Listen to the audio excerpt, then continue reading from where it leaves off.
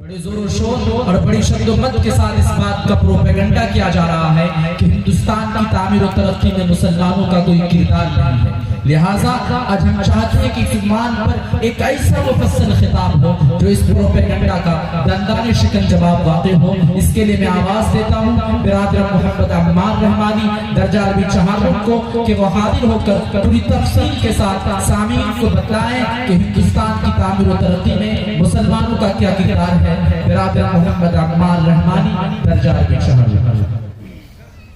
بسم اللہ الرحمن الرحیم نحمده ونصلي على رسوله الكريم قال النبي صلى الله عليه وسلم ما أطيبك من بلد وأحبك إلي ولولا أن قومي أخرجوني منك ما سكنت غيرك أو كما قال عليه الصلاة والسلام۔ اے میرے ہم نشی چل کہیں اور چل، اس چمن میں اب اپنا گزارا نہیں، بات ہوتی گلوں تک تو سہ لیتے ہم، اب تو گانٹوں پہ بھی حق ہمارا نہیں۔ ظالموں اپنی قسمت پہ نازا نہ ہو،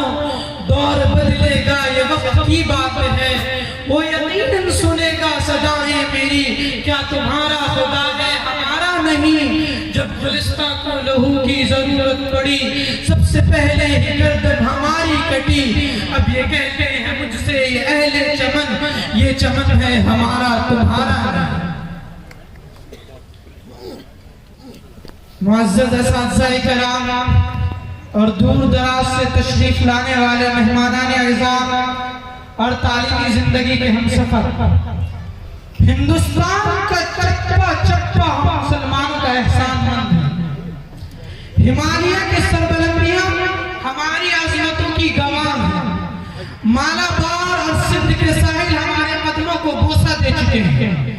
گنگا اور جمنا بھی ہماری پاک بازی کی امین ہیں۔ ہم نے اس دیش کو گہوارہ امن بنایا، مرکز علم و فن بنایا، اسلامی عدل و انصاف اور اخوت و مساوات سے مشراس کرایا، زیور تہذیب و تمدن سے آراستہ کیا، تاج محل کی خوبصورتی اور رعنائی سے سوارا، جامع مسجد کی پاکیزگی سے نوازا، لال قلعہ کی عظمتوں سے اس کی شان میں اضافہ کیا، قطب مینار کی بلندی سے اس دیش کا معیار بلند کیا، چار مینار کی دلاویزی اور دلربائی سے اس کو سرفراز کیا۔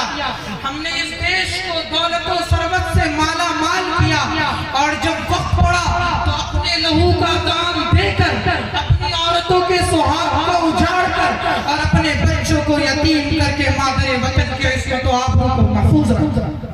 چنانچہ ہندوستان کی پوری تاریخ پر نظر دوڑانے سے یہ بات روز روشن کی طرح اعلیٰ ہو جاتی ہے، چاہے وہ مغل شہنشاہوں کا طویل ترین دور حکومت ہو یا انگریزوں کا زمانہ اقتدار، عرصہ جنگ آزادی کا سلگتا ہوا ماحول ہو یا پھر تقسیم وطن کی خوفناک فضا،